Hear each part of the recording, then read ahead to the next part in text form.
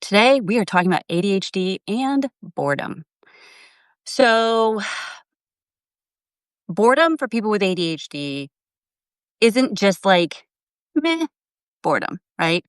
It is physically uncomfortable, shall we say. It is emotionally overwhelming and it can sometimes even be destructive. So, what does this mean? Um, if you have ever uh, quit something that mattered to you halfway through, right? Because you got bored. If you've ever picked a fight with somebody that you love, and you don't understand why, if you've scrolled for hours because you can't get yourself to start on something, this is probably for you. All right. So, this is in part due to our brain chemistry. So, um, ADHD brains are dopamine hungry.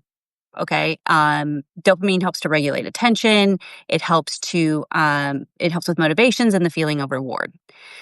When something isn't stimulating enough, our dopamine drops. And so then our brain goes into sort of a shutdown mode or chaos mode. Mm. And then tasks that are predictable, repetitive, low interest, low energy, they can truly feel unbearable, like unbearable. And even if we want the outcome, right? Even if we know what the outcome is gonna be if we do this thing, we still can't engage with the process. And I understand it absolutely comes across like entitlement, but it is not. It is I wish that was the problem, that'd be easier to fix. Um, it is physically painful to be bored for most people with ADHD. So these are some of the ways that it can show up, okay? So it can be a major saboteur in day-to-day life because if you've ever abandoned a project halfway through.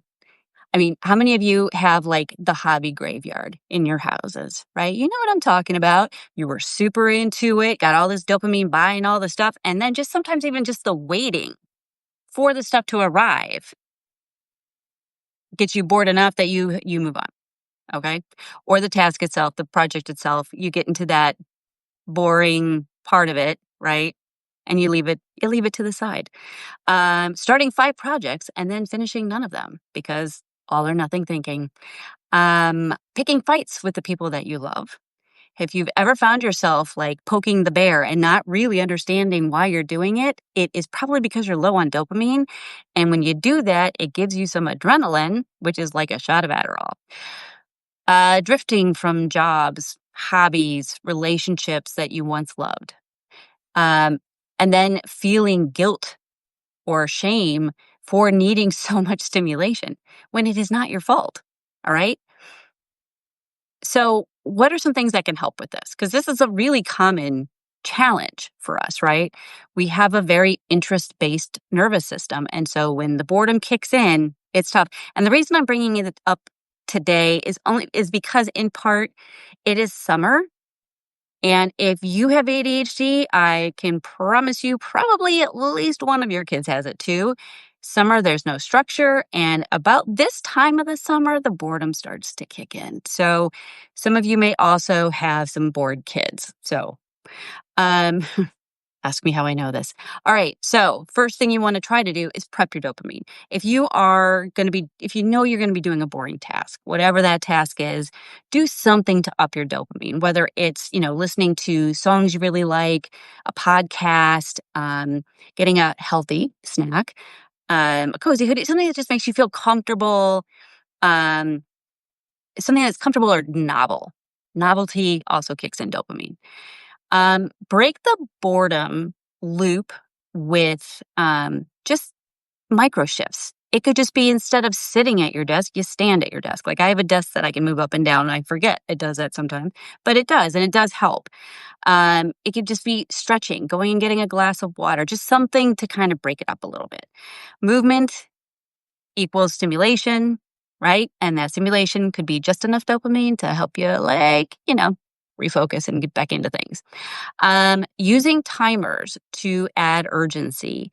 So, I have a visual timer. I see my little visual timer here. So when that red starts to get closer to that top, it makes me go, "Oh, I have to get this done." I have that competition with myself, right? So that helps. The other thing you can do is say, "I'll work on this for 10 minutes." And then if you hit 10 minutes and you're done, you're done. But you did what you committed to. And if not, maybe you find yourself like, "You know what? Now that I'm going, I can keep going." And then you'll be fine, right? But sometimes you just need to do those little tricks, the little gamifying things to get you to do the things that are boring.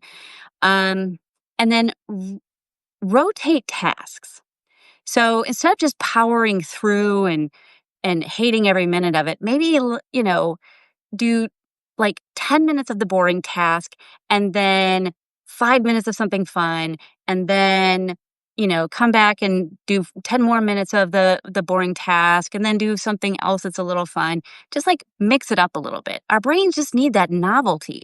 It needs that stimulation that we're not going to get from those boring repetitive tasks. So the boredom does not mean that you're lazy. It doesn't mean you're entitled or stupid or any of these things. You're not flaky or ungrateful. It just means your brain's understimulated and it's doing the best it can with what it has. So, once we stop seeing boredom as a moral failing, we have so many of those, I tell you. None of them are. We're not broken. We just, again, like I say a lot, we have a different operating system, and you just have to figure out how your operating system works. So you can write in the comments, like, what is one of your favorite ways to kind of sneak in dopamine when you are dealing with this that won't actually also blow up your day? I'm sort of curious what other people do. The other thing I want to mention is that today I launched a new course. It is called Your ADHD Action Blueprint. And I'm very excited about this. It's kind of a self-directed class. It's 8 weeks long, educational videos, worksheets. It is in 2 modules. The first module is designed to first educate you more on ADHD and what it looks like in women so that you can really start to hone in on what your ADHD looks like. We are really unself-aware. And it is really hard to create strategies for yourself if you don't really understand how it works for you, right? So the first part is about education and learning to develop your self-awareness. The second part of the module is about taking action. So if you are a woman with ADHD who feels stuck, like you have to do these things, but you still are struggling to do them, this course might be for you. And it is only $27. This isn't just the course. It also has, you get one-to-one call with me. So if there's a sticking point in there, we can talk about it. We can work it out. Um, but there is also, I'm going to be sending you daily audio motivational things so you can stay in touch that way. And then also you will get my Notion template that I love for helping me to stay on task and not lose track of of the tasks.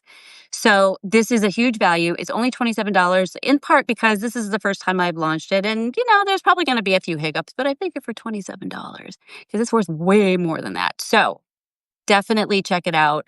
You can go to my website, joriehoulihan.com, and you'll see it there. And I have a post on that here in Substack and on Facebook and Instagram, anywhere else that people are watching from. So definitely check that out.